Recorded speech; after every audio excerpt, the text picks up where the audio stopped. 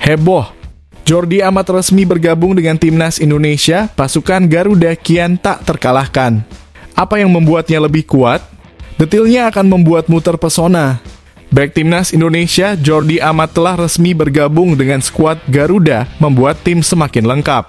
Kabar kehadiran Jordi di skuad Timnas diumumkan oleh rekan setimnya, Sandy Walsh, melalui akun Instagramnya pada Jumat kemarin.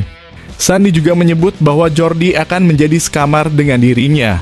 Prince Jordi is back, tulis Sandy. Dengan bergabungnya Jordi Amat, skuad Garuda kini semakin lengkap. Namun, masih ada dua pemain lain yang belum bergabung, yaitu Justin Hubner dan Jay Izzes. Persaingan di lini belakang Timnas Indonesia akan semakin sengit dalam laga lanjutan kualifikasi Piala Dunia 2026 zona Asia putaran kedua. Pelatih Sintayong telah memanggil 22 pemain untuk kedua pertandingan tersebut, di mana 5 diantaranya adalah pemain belakang. Kelima bek tersebut adalah Jordi Amat, Jay Izzes, Rizky Ridho, Justin Hubner, dan Muhammad Ferrari. Dengan komposisi 5 pemain belakang ini, terlihat bahwa mereka semua memiliki kualitas yang mumpuni dalam sepak bola Indonesia. Namun melihat kompetisi di antara mereka, kemungkinan 2 atau 3 di antaranya akan dipilih untuk menjadi starter dalam pertandingan timnas berikutnya. Bagi pelatih Sintayong, ini akan menjadi keputusan yang menantang. Apakah dia akan memilih untuk memainkan kedua pemain tersebut secara bersamaan atau memilih satu di antaranya dan menempatkan yang lain di bangku cadangan? Skandal mengguncang.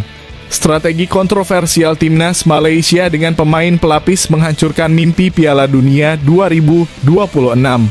Mengapa keputusan ini jadi bencana besar? Tim nasional Malaysia harus meraih kemenangan saat menghadapi Kyrgyzstan pada matchday kelima grup D agar masih mempertahankan peluang lolos ke babak ketiga kualifikasi Piala Dunia 2026 zona Asia. Namun kendala muncul karena mereka tidak dapat mengirimkan skuad terbaik saat bertandang ke markas Kyrgyzstan yang mengakibatkan pertanyaan apakah Malaysia akan tersingkir di babak kedua. Sejauh ini Malaysia berada di posisi ketiga dalam grup D bersama Kyrgyzstan, Oman, dan Taiwan. Dari 4 pertandingan yang sudah dimainkan, Harimau Malaya mengumpulkan 6 poin. Namun, Malaysia tertinggal dari Kyrgyzstan dan Oman yang berada di posisi pertama dan kedua dengan masing-masing 9 poin. Dengan selisih 3 poin dari kedua tim tersebut, Malaysia harus memenangkan kedua pertandingan tersisa untuk tetap berada di jalur lolos ke babak ketiga. Pertandingan tersisa Malaysia adalah melawan Kyrgyzstan dan menjamu Taiwan.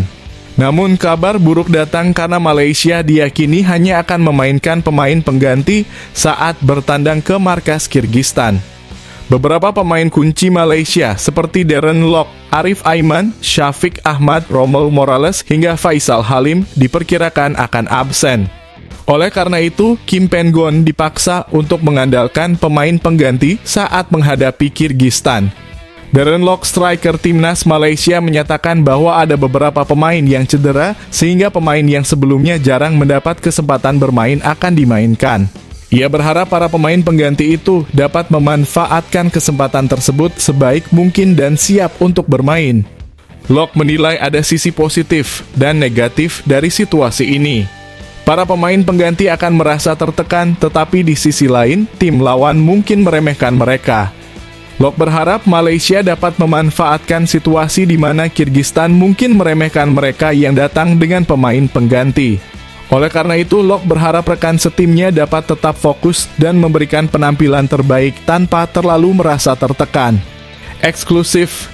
Pengakuan tersembunyi Sintayong di balik laga Timnas Indonesia versus Tanzania yang mengejutkan publik. Pelatih tim nasional Indonesia, Sintayong, tidak menganggap hasil pertandingan sebagai prioritas saat menjalani laga uji coba melawan Tanzania. Ini karena dia sengaja menyelenggarakan pertandingan uji coba tersebut sebelum kualifikasi Piala Dunia 2026 zona Asia untuk melihat bagaimana performa dan kebugaran fisik skuadnya. Coach Shin merasa senang dengan kesediaan Tanzania untuk berkunjung ke Indonesia. Pelatih asal Korea Selatan juga menjelaskan bahwa pemusatan latihan dan pertandingan persahabatan diadakan lebih awal untuk menyesuaikan jadwal kompetisi di seluruh dunia. Pertama-tama, saya ingin berterima kasih kepada tim Tanzania yang sudah melakukan perjalanan jauh dari Afrika. Selain itu, liga di Eropa dan Indonesia sudah memasuki awal musim, jadi saya memilih untuk menyelenggarakan TC lebih awal agar bisa meningkatkan performa tim sekaligus, kata Coach Shin kepada media. Saya sekali lagi mengucapkan terima kasih kepada Tanzania karena merespons dengan baik dan mau datang ke Indonesia untuk bermain melawan tim kami, tambah STY. Lebih lanjut, Shin Tae-yong menyatakan bahwa fokusnya pada pertandingan persahabatan ini adalah untuk mengevaluasi kekuatan timnya.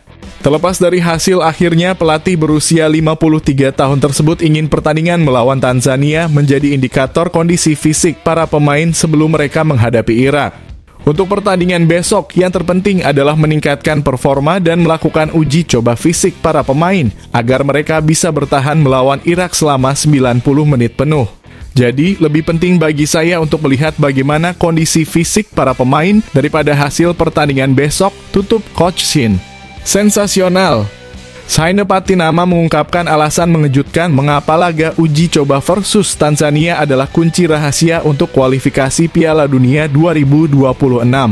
Timnas Indonesia akan melakukan uji coba dengan melawan Tanzania pada minggu besok, sebagai bagian dari persiapan menghadapi pertandingan kualifikasi Piala Dunia 2026 zona Asia, melawan Irak dan Filipina yang akan digelar di kandang bulan ini. Saine Patinama, pemain timnas Indonesia, menganggap bahwa pertandingan melawan Tanzania akan memberikan manfaat bagi skuad Garuda. Menurut Saine, menghadapi Tanzania adalah kesempatan yang baik karena mereka memiliki tim yang kompetitif, sehingga dapat menjadi tolok ukur kekuatan timnas Indonesia saat ini. Dia juga menambahkan bahwa pertandingan ini akan membantu mempersiapkan diri menghadapi laga berikutnya melawan Irak dan Filipina dengan menganalisis taktik, kondisi fisik, dan mencoba hal-hal baru.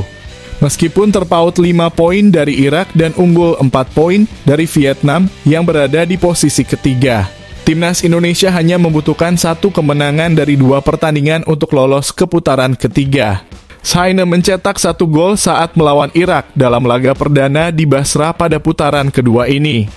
Untuk 2 pertandingan terakhir di kualifikasi ini, bek berusia 25 tahun ini tidak memikirkan siapa yang mencetak gol, yang penting adalah meraih kemenangan.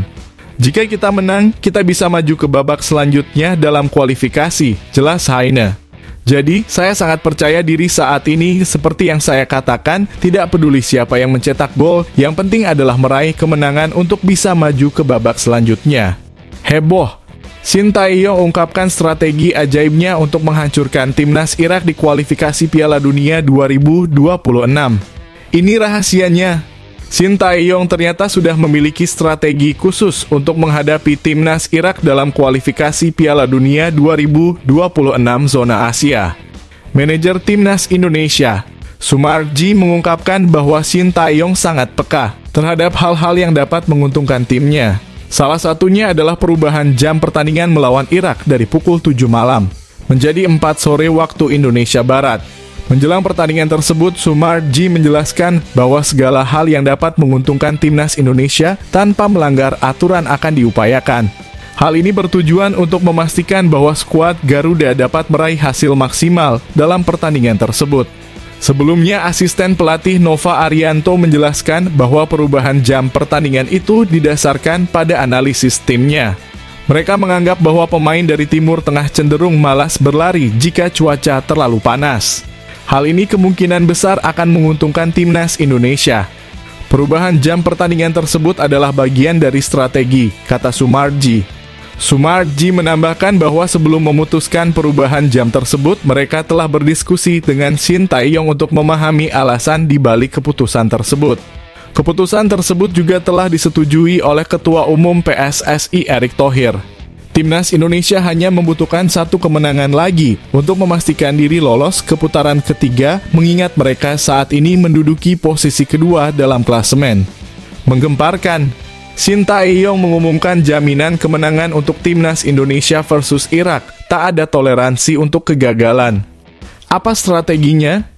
Pelatih timnas Indonesia, Shin Tae-yong, memiliki misi untuk memenangkan semua pertandingan lanjutan dalam kualifikasi Piala Dunia 2026 zona Asia. Tim Garuda akan menghadapi Irak pada 6 Juni dan Filipina pada 11 Juni di Stadion Utama Gelora Bung Karno, Jakarta.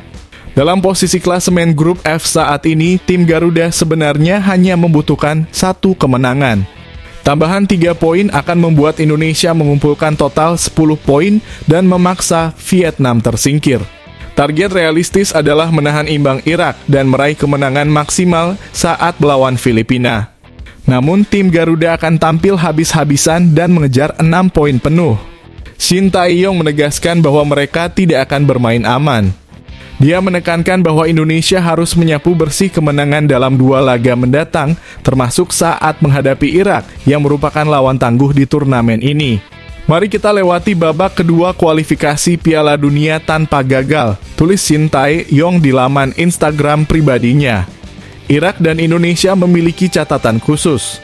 Selain berada di grup F kualifikasi Piala Dunia, kedua tim juga satu grup di Piala Asia 2023 lalu. Irak menjadi salah satu musuh utama bagi Indonesia saat ini. Eksklusif, gabung Timnas Indonesia, harga pasaran Calvin Verdonk melonjak tinggi. Tom Hyatt terancam kehilangan gelarnya sebagai pemain termahal. Detailnya bikin merinding. Harga pasar Calvin Verdonk melonjak drastis setelah bergabung dengan Timnas Indonesia. Menurut laman Transfermarkt, nilai pasar Calvin Verdonk saat ini mencapai 5 juta euro atau sekitar 44 miliar, menjadikannya pemain dengan nilai tertinggi kedua di skuad Timnas Indonesia, setelah Tom Hyatt 52 miliar. Nilai ini naik tajam dibandingkan dengan perhitungan terakhir di Transfermarkt pada Maret 2024, di mana harga pasar pemain berusia 27 tahun ini masih berada di angka 8 juta euro atau sekitar 7 miliar. Peningkatan nilai pasar Calvin Verdonk tidak mengejutkan. Pemain yang biasanya bermain sebagai fullback kiri ini tampil cemerlang bersama NEC Nijmegen sepanjang musim ini. Dari 33 pertandingan, mantan pemain Twente FC ini mencetak 2 gol dan 2 assist. Berkat kontribusi Calvin Verdonk, NEC Nijmegen finish di posisi 6 Liga 1 Belanda 2023-24. Timnas Indonesia mendapatkan keuntungan besar dengan kehadiran Calvin Verdonk. Timnas mendapatkan salah satu pemain yang sering masuk dalam tim terbaik mingguan di Eredivisie 2023-24. Calvin Verdonk sendiri belum resmi mendapatkan paspor Indonesia. Rencananya berkas naturalisasi pemain keturunan Aceh ini akan dibahas di Komisi 3 dan 10 DPR RI pada Senin 3 Juni 2024. Meskipun belum mendapatkan paspor Indonesia, Calvin Verdonk sudah berlatih bersama Timnas Indonesia. Harapannya proses naturalisasi Calvin Verdonk berjalan lancar sehingga ia bisa dimainkan saat Timnas Indonesia menghadapi Filipina. Peristiwa bersejarah. Rahasia terungkap bagaimana reaksi Malik Rizaldi saat diteriaki Shin Tae-yong ke Timnas Indonesia. Simak detailnya di sini. Pemain Madura United Malik Rizaldi mendapatkan panggilan untuk pertama kalinya membela Timnas Indonesia. Dipanggil oleh pelatih Shin Tae-yong, Malik Rizaldi memastikan dirinya siap memberikan penampilan terbaik. Jumat kemarin, Ketua Badan Tim Nasional Sumarji menyatakan bahwa Shin Tae-yong telah memanggil Malik Rizaldi untuk bergabung dengan Timnas Indonesia. Pemain berusia 27 tahun ini akan menggantikan posisi Yance Sairuri yang mengalami cedera pada kaki kirinya. Malik Rizaldi merasa bersyukur atas panggilan ini dan mengungkapkan bahwa ia akan langsung berangkat ke Jakarta pada Sabtu hari ini. Alhamdulillah, sangat bersyukur dikasih kesempatan membela Timnas. Sabtu pagi saya langsung berangkat, kata Malik Rizaldi. Malik Rizaldi berjanji akan memberikan penampilan terbaik meski ia tidak mempermasalahkan jika tidak dimainkan oleh Timnas Indonesia. Saya hanya ingin berusaha menampilkan yang terbaik kepada Coach Shin, tapi main atau tidak terserah Coach Shin, jelas Malik. Malik Rizaldi berhasil menarik perhatian Shin Tae-yong setelah tampil gemilang di babak Championship Series Liga 1. Dia mencetak 2 gol dalam kemenangan Madura United atas Borneo FC di leg kedua semifinal Championship Series Liga 1. Selain itu, Malik Rizaldi juga menjadi salah satu pemain produktif di Madura United selama musim ini dengan mencetak 13 gol dan 4 assist dari 36 pertandingan.